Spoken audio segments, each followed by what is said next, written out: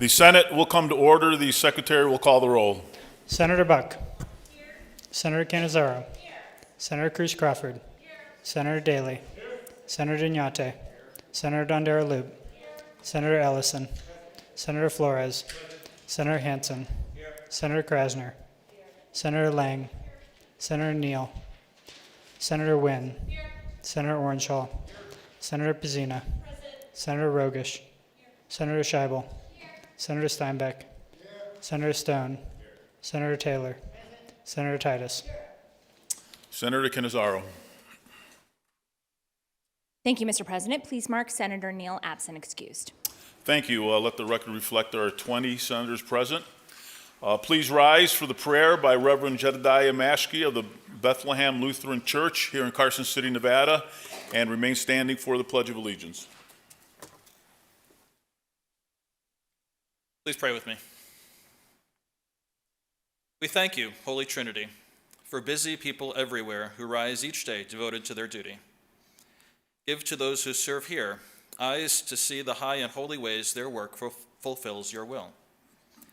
Keep them from intoxication with their rightness.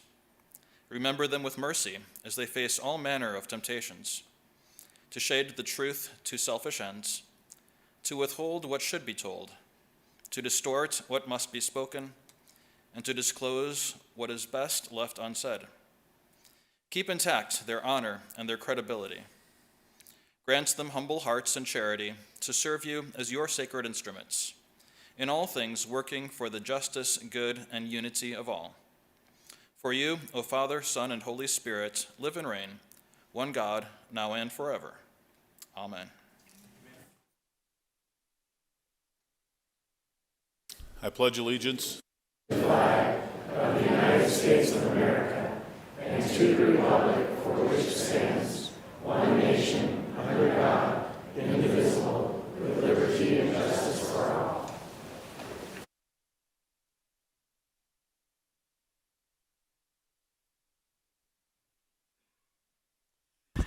Order of Business 3, reading and approval of the journal. By previous order of the Senate, the reading of the journal is dispensed with, and the President and Secretary are authorized to make the necessary corrections and additions. Order of Business 8, waivers and exemptions. Notice of exemption, March 6, 2025. The Fiscal Analysis Division, pursuant to Joint Standing Rule 14.6, has determined the exemption of Senate Bills numbers 70, 90, 104, 132, 133, 134, 135, 145, 146, 159, 178, 190, 212, 216, 228, 232, 271, 280, and 283. Signed, Wayne Thorley, Fiscal Analysis Division. End of notices. Order of Business 9, motions, resolutions, and notices. Senate Resolution 4, introduced by Senators Cannizzaro and Titus, provides for the compensation of the clergy in the Senate for the 83rd session of the Nevada Legislature. End of resolution. Are there any amendments? There are none. Senator Cannizzaro. Thank you, Mr. President. I move to adopt Senate Resolution number 4. You've heard the motion. All those in favor signify by saying aye. Aye. Opposed, nay. Motion carries. The resolution is adopted. Senator Buck has approved the addition of Senator Krasner as a primary sponsor on Senate Bill 127. Senator Iñate has approved the addition of Senator Steinbeck as a sponsor on Senate Bill 169. Senator Iñate has approved the addition of Senator Stone as a sponsor on Senate Bill 125. Senator Steinbeck has approved the addition of Senator Scheibel as a primary sponsor on Senate Bill 170. Senator Stone has approved the addition of Senators Hansen, Krasner, Steinbeck, and Titus as primary sponsors on Senate Bill 264, and Senator Buck is a sponsor of Senate Bill 264. That concludes Order of Business 9. Order of Business 10, introduction, first reading, and reference. Senate Bill 290, introduced by the Senate Committee on Growth and Infrastructure, revises provisions relating to regional transportation commissions. End of bill. Senator Wynn. Thank you, Mr. President. I move that Senate Bill 290 be referred to the Committee of Government Affairs. Senator Wynn has referred SB 290 to the Government Affairs Committee. Any objections? Seeing none, so ordered. Senate Bill 291, introduced by Senators Iñate, Flores, and Taylor, revises provisions relating to personal information. End of bill. Senator Donate. Thank you, Mr. President. I move to refer Senate Bill 291 to the Committee on Commerce and Labor. Senator Donato has referred SB 291 to the Commerce and Labor Committee. Any objections? Seeing none, so ordered. Senate Bill 292, introduced by Senator Lang, revises provisions relating to Medicare supplemental policies. End of bill. Senator Lang. Thank you, Mr. President. I moved Senate Bill 292 be referred to Commerce and Labor. Senator Lang has referred SB 292 to Commerce and Labor Committee. Any objections? Seeing none, so ordered. Senate Bill 293, introduced by Senator Lang, revises provisions relating to intercollegiate athletics. End of bill. Senator Lang. Thank you, Mr. President. I move that we refer Senate Bill 293 to the Committee on Education. Senator Lang has referred SB 293 to the Education Committee. Any objections? Seeing none, so ordered. Senate Bill 294, introduced by Senator Flores and Assemblymember De Silva, revises provisions relating to physician assistants. End of bill. Senator Flores. Thank you, Mr. President. I move to refer Senate Bill 294 to the Committee on Commerce and Labor. Senator Flores has referred SB 294 to the Commerce and Labor Committee. Any objections? Seeing none, so ordered. Senate Bill 295, introduced by Senators Doñate and Flores and Assembly Members Gonzalez, Moore, and De Silva, revises provisions relating to food establishments. End of bill. Senator Donate. Thank you, Mr. President. I move to refer Senate Bill 295 to the Committee on Health and Human Services. Senator Donate has referred SB 295 to the Health and Human Services Committee. Any objections? Seeing none, so ordered. Senate Bill 296, introduced by Senator Orenshaw, revises provisions relating to governmental administration. End of bill. Senator Orenshaw. Thank you, Mr. President. I move that Senate Bill 296 be referred to the Committee on Government Affairs. Senator Orenshaw has referred SB 296 to the Government Affairs Committee. Any objections? Seeing none, so ordered. Senate Bill 297, introduced by Senators Wynn, Orenshaw, and Scheibel, revises provisions relating to periods of observance. End of bill. Senator Wynn. Thank you, Mr. President. I move to refer Senate Bill 297 to Government Affairs. Senator Wynn has referred SB 297 to the Government Affairs Committee. Any objections? Seeing none, so ordered. Senate Bill 298, introduced by the Senate Committee on Government Affairs, revises provisions relating to public employment. End of bill. Senator Flores. Thank you, Mr. President. I move to refer Senate Bill 298 to the Committee on Government Affairs. Senator Flores has referred SB 298 to the Government Affairs Committee. Any objections? Seeing none, so ordered. That concludes Order of Business 10 and the business of the desk for this legislative day. Order of Business 16, remarks on the floor, introduction of guests. Senator Cannizzaro. Thank you, Mr. President. So I would like to just take a moment today to acknowledge that it is that International Women's Day is this Saturday, March 8th, but we are observing International Women's Day today in a number of facets. Today, in the Legislative Building. Each day within the legislature, of course, always leaves me in total awe of the amazing women who are empowered and intelligent and doing fantastic work in this building on behalf of Nevada, and to be part of that Nevada history and continue to help shape its future alongside my many colleagues. So as you may know, Nevada became the first state with a female majority legislature in 2019, just a whole century after the first woman, Sadie Hurst, was elected as a legislator. Today, I honor her alongside women like Barbara Buckley, the first female speaker of the Assembly, Sue Wagner, the first woman to serve as lieutenant governor, and my very dear friend, Pat Spearman, the first female president pro tempore to serve in the Senate. The contributions of these incredible women serve as the foundation for the legislature as we know it today. I would also like to just take a moment to recognize all the amazing and wonderful women who serve in this body today, and recognize my colleagues, my colleagues from their various Senate districts, which I almost just read all of their names on. But we have many women serving today in this legislative body who are, I think, fantastic examples of what true leadership looks like. We have, I think, a formidable leader in our president pro tempore who serves now, who also leads us in the Finance Committee. And I think this truly, if you're looking for examples of what it means to have women represented in government, to have women serving in positions of leadership, to show what it is that we can bring to the table and what we can do, I think you have to look no further than just this body, which is phenomenal and amazing. Thank you to all of you for your dedication to this session and for representing all of the women who also live in your districts. Your identity, passion, and commitment shine through in your service to our state. Of course, my gratitude goes beyond every woman in the legislature to each woman in Nevada. Without our constituents, without our family members who have sort of, I think, sent us here and given us the support that we need, our progress would not be possible. It is the strength, the resilience, and the leadership of women across our state, whether in business, education, healthcare, public service, or even in their own communities, that really do drive Nevada forward. So today and every day, I celebrate you and thank you for your service. And of course, I'm very, very privileged to serve not only as the majority leader of this chamber, but to serve alongside another wonderful woman who I respect very much in our minority leader.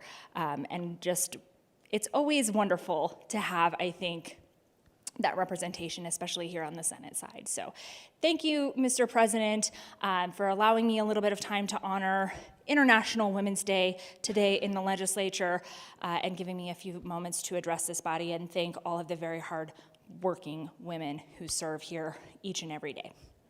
Thank you. Senator Flores. Mr. President, I apologize. For some reason, my button keeps clicking on and off. Okay. I am not requesting to speak. Senator Orenshaw, your button's on. Is that Thank you, Mr. President. Just in honor of International Women's Day, it's been such an honor, to get to work side by side with our majority leader, our first female majority leader of the state Senate. We were classmates at UNLV, and I'm so impressed by how hard she's fought for the constituents in Nevada, and really so excited about all the great things you're going to be doing in the future, and so excited to work with you. Thank you, Mr. President. Senator Scheibel. Thank you, Mr. President. I also rise today in recognition of International Women's Day and want to thank all of my esteemed colleagues who serve in this body with me, as well as our colleagues, down front at the desk who make this place run, all of our colleagues who serve us in the LCB legal division, the research division, constituent services. This building would not be what it is today without the women here who keep it running. In addition, I am privileged to introduce a number of women on the floor today. If everybody from the Nevada Federation of Democratic Women could stand up, please.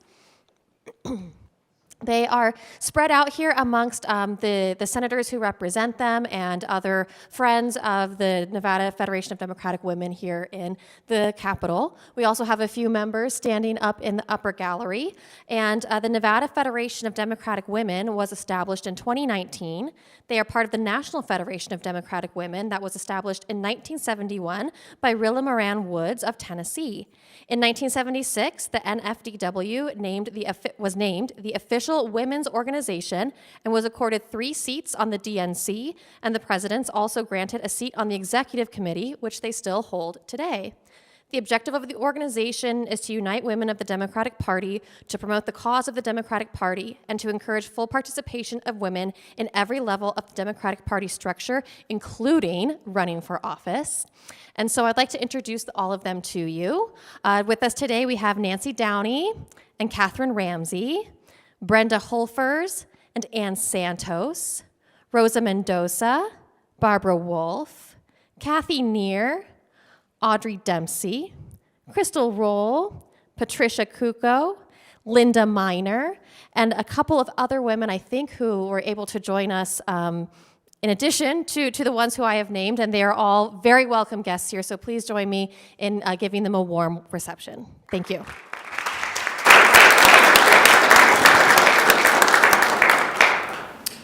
Senator Krasner. Thank you, Mr. President. In honor of International Women's Day, I would like to speak about United States Supreme Court Justice Sandra Day O'Connor. United States Supreme Court Justice Sandra Day O'Connor was a trailblazing American who made history as the first woman to serve on the United States Supreme Court. She was born March 26, 1930 in El Paso, Texas. She overcame gender barriers in the legal profession during a time when opportunities for women were limited. She graduated near the top of her class from Stanford undergrad and Stanford Law School yet was only offered secretarial positions after passing the bar exam. Despite the discrimination she faced, Justice O'Connor persevered, serving as an Arizona state senator and later a state court judge, demonstrating her commitment to public service and justice. In 1981, President Ronald Reagan appointed her to the United States Supreme Court, where she served with distinction for nearly 25 years until her retirement in 2006. She was known for her pragmatic and moderate approach.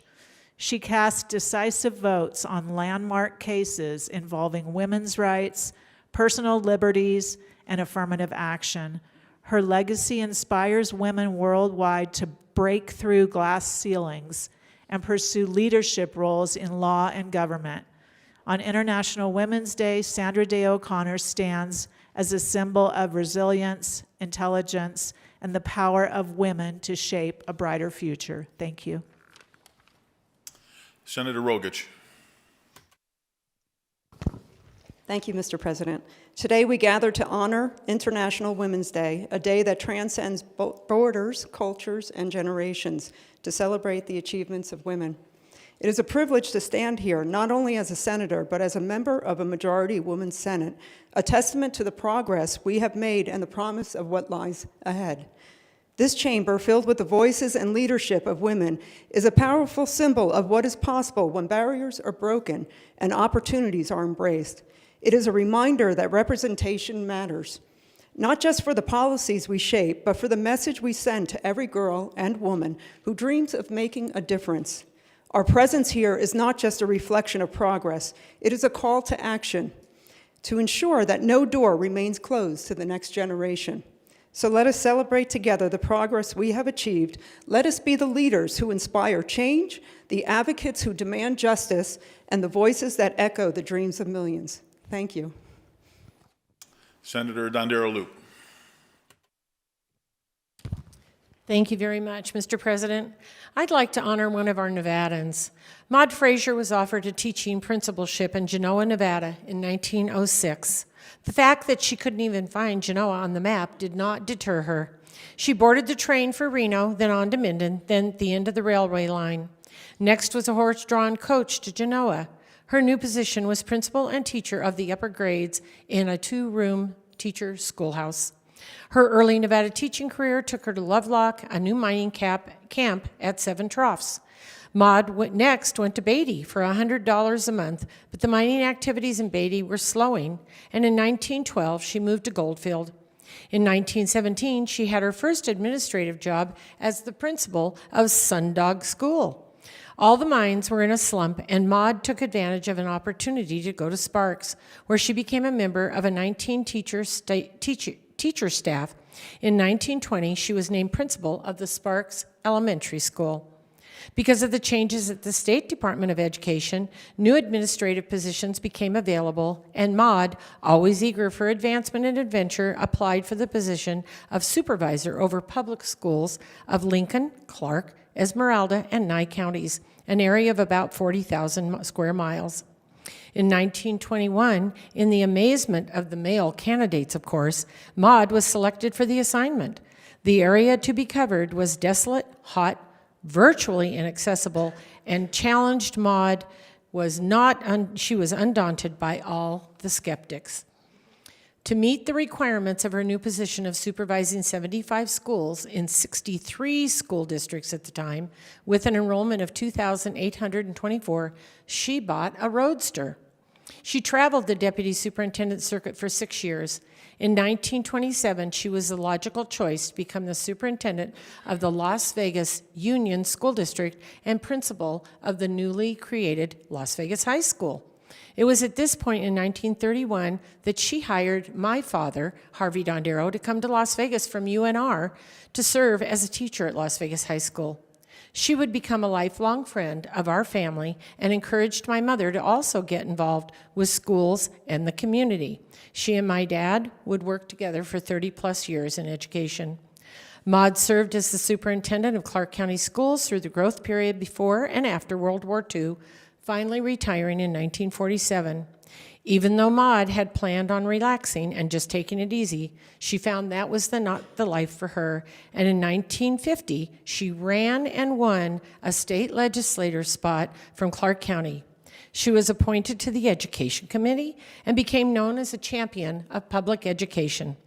She was instrumental in getting the appropriations to establish a branch of the State University in Las Vegas. The first building on the new Nevada Southern University campus, now UNLV, was named in her honor. There is on July 13th, 1962, at the age of 81, Maud was appointed the first woman lieutenant governor of the state to replace Rex Bell, who had passed away in office. This was the highest political office ever occupied by a woman in this state.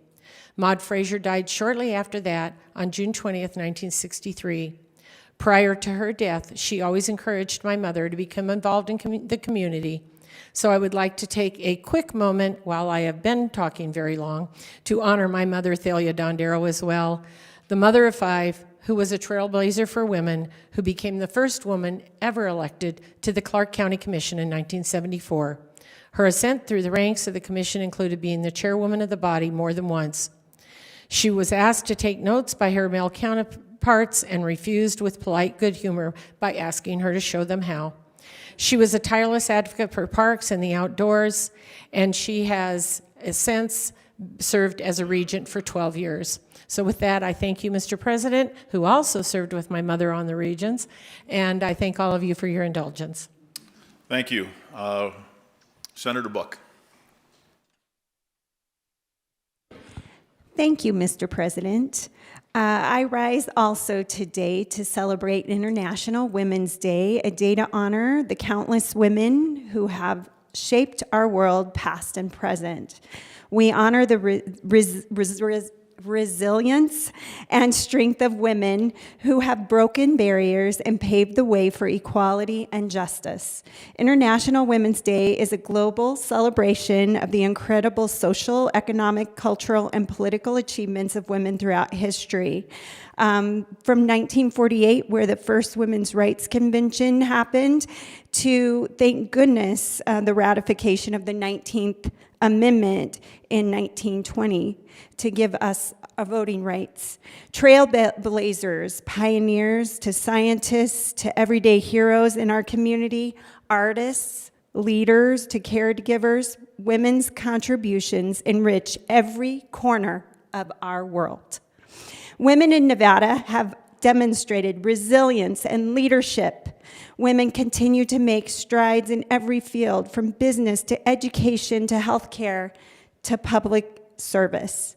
This day reminds us to recognize the ongoing fight for equality for women and the importance for amplifying women's voices. We celebrate the trailblazers who inspire future generations to dream big and challenge the status quo. International Women's Day is a call to action, urging us to support and uplift women and young girls in all aspects of life. Let's salute the unsung heroes, women whose courage and compassion transform communities every day.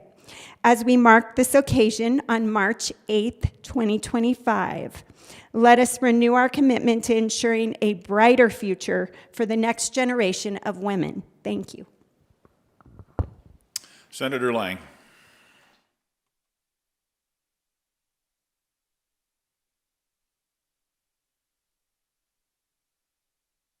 Thank you, Mr. President. I have 2 people I'd like to introduce to you today. First, Patrick Ballinger. Patrick is a native Nevadan who went to school and graduated from UNLV. He was a licensed athletic trainer for the state of Nevada, retiring in 2012.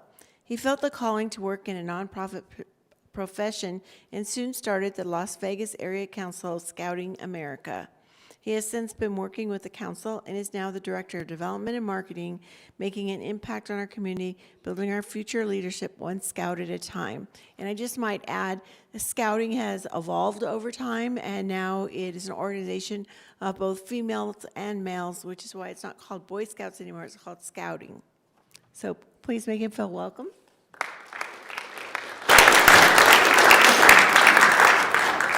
And then my friend Matthew DeFalco. Matthew is a dedicated public servant with a diverse background in both military and civilian sectors. He served in the U.S. Army and later fought wildfires across the America West with the BLM. As a government affairs and community relations director at Olympia Companies, Matthew manages relationships with local governments and elected officials, oversees the commercial real estate, and leads philanthropic initiatives. He also serves on the Clark County District's Bond Oversight Committee and as a board member for Leaders in Training, empowering first-generation college students in Southern Nevada. Please make him feel welcome. Senator Buck. Thank you so much, Mr. President. I wanted to introduce to you some great men in our community down in Southern Nevada also. You will recognize one of them for sure because he served in this body for many years. But I'll start with Mr. Todd Walter. Todd has been a scout in scouting for nearly 34 years. And actually, about 5 years ago, I was on the hiring committee that brought him to town. And man, it was during a pandemic, and you did amazing things for our scouting community. He started his career in Baltimore and has been in Jacksonville, Cincinnati, and North Carolina. His previous position is area director in the Central Region. He is the CEO of the Las Vegas Area Council in his fifth year. Todd is an avid outdoorsman who enjoys traveling with his family and boating. And the Honorable Mo Dennis. Many of you know him and have served with him in the past few years, or many years. He has been involved in scouting for 51 years, earning the Arrow of Light, the Eagle Scout rank, which is the top, Youth and Adult Religious Awards, and the District Award of Merit, while serving in numerous leadership roles, including as a member of the LVAC Executive Board. In addition to his dedication to scouting, he has been a leader in the Church of Jesus Christ of Latter-day Saints and has served the community as Nevada PTA President, Clark County Library Board Chair, and on various other boards, as well as serving in this body. And so please give them both a warm welcome.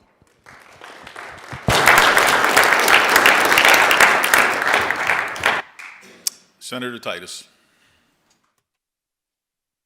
Thank you, Mr. President. I rise to celebrate International Women's Day, and I'm actually going to talk about an international woman that had a major influence in my life. I've stood up and spoke about women in my life many times, from Dr. Mary Fulston, the doctor that I replaced, to Ethel Schmidt, a Native American who my little grandmother used to take to school, to my university grandmother who graduated from UNR in 1912. But on this day, this International Women's Day, I thought about Rico Hervin. Rico, she is somebody that I think about almost every day because I have one of her paintings on my wall in the office in this building. So at some point, I'd welcome all of you to come by and see some of her artwork. Let me tell you about her. Rico Hervin was a watercolorist. She was born in Japan. She started as a graphic designer. She graduated with honors from Tokyo Design School and studied under one of the great masters of Japanese art. She moved to America in 1993 and subsequently to our beautiful Smith Valley in 1997. Rico's love of life and art were expressed exquisitely in her variety of subjects. Her artwork had accents of Japanese sensitivity, luminous colors, and dynamic expression of the compositions. I was fortunate to get to know Rico because our sons played football together. And if any of you know anything about Smith Valley, we still play 8-man football in Smith Valley. We're so small. And to find other schools, other 8-man football schools, we had to travel across the state. And so she and I spent many, many hours driving in our pickup, my pickup, going to these football games of our two boys. Occasionally, we solved the world's problems, but that was only occasionally, because most of the time, we really admired the beautiful vistas that we would see. I asked her once why she came to Smith Valley, and she told me during this drive that she born in Tokyo as an artist, all she ever saw was skyscrapers and shadows. She wanted to see light and vistas. As an artist, she wanted color, and she found her home in rural Nevada. I used to love the drive that we would do, and I still love that drive as we drive from, say, Las Vegas to Smith Valley. And because of these football games, we would leave in the early mornings and come home late at night, so we were always fortunate to catch that light. And I know a lot of you drive up here and you just hate that drive. But if you see the colors of those rocks, think about it next time. You think about Rico and what she saw, that exceptional beauty when we would drive through. Think about it, seeing it through Rico's eyes. Unfortunately, one day coming back to our beloved valley after picking up some of her artwork, she was driving through Jack Wright Pass, and a truck pulling a trailer swerved. That trailer came off. It hit Rico. She fought hard for 3 weeks to survive, but ultimately she passed away. The driver was subsequently convicted of felony drunk driving charges.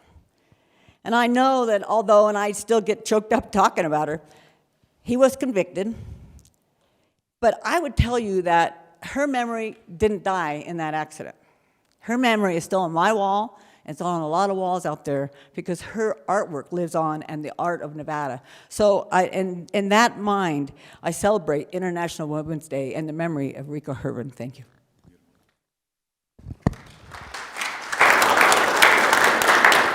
Senator Krasner. Thank you, Mr. President. Please stand. I'd like to introduce Nancy Carlson. She is a retired professional from the medical device and residential real estate fields, a transplant from the San Francisco Bay Area. She has been involved with our Nevada elections from the past 2 years, working at the Registrar of Voters in Washoe County. She has also been active in local politics, both at the city and county level. She is married and she has 3 children. Please welcome her. Senator Flores.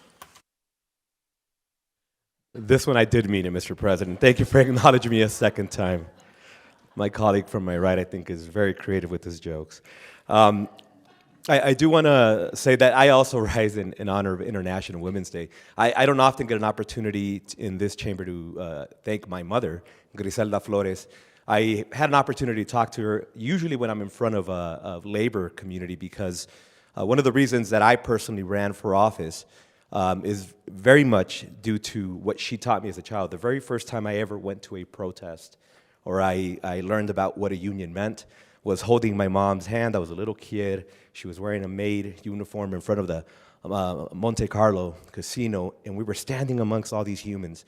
But my mom taught me the power of collective unity, collective humans coming together for something bigger than yourself. She taught me to be proud of what you do and who you are, regardless of what other individuals think of you. Often, when we first had the honor of living in this country, my mother was undocumented. And when she got here, she obviously went through very difficult times, often being made fun of. She struggled with the language. But I often remember, and we lived in a very small apartment right behind Stratosphere at Naked City, for those of you who know that area. And we lived in a small one-bedroom apartment, and my mom would bring in victims of domestic violence and would bring in recovering alcoholics and would bring in newly released individuals from prison. And I realized we always had something to offer, regardless of how much money we had, regardless of how little we at times felt we could give back. So she really empowered me as a child to say, you always have something to give to this community. You always should be proud of who you are. You always walk firm and tall. She is the reason my family made it out of poverty, because when she joined the union, it was the very first time that I could get access to my glasses. I didn't know I had bad vision. I realized that instead of asking how expensive something is, we just went to get the care we deserved. So in honor of Griselda Flores, my beautiful mom, and very likely the only reason I'm standing in this chamber today, I rise in her honor. Thank you.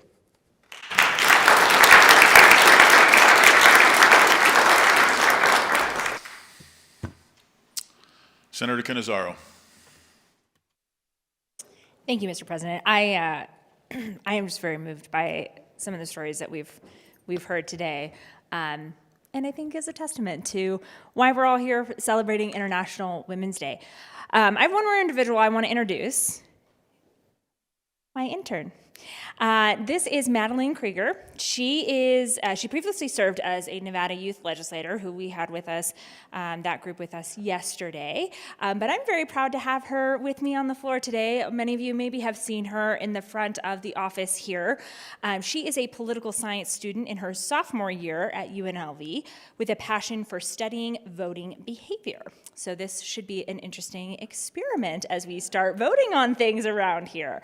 Earlier this year, she had the opportunity to present her co-authored paper on Latino voting in the 2016 election at the Southern Political Science Association Conference. She also works for the Office of Undergraduate Research, where she serves as the co-managing editor of the Spectra Undergraduate Research Journal and a NCOM peer mentor for political science students. As an aspiring woman in law, she is also a staff writer and editor for Undergraduate Law Review. Throughout her time in Carson City, Madeline has demonstrated her commitment to civic engagement and has already presented on 2 bills, so you may have also caught her in committee doing the good work of this building. And I am excited to see her contributions throughout the rest of the session and support her growth as a woman within the legislature. And so I'm super happy to have her here on International Women's Day. She's just been doing a phenomenal job in our office. I'm always so impressed by these college students who are just remarkable in their abilities, and Maddie certainly falls in that category. So if you could all please join me in making her feel very welcome.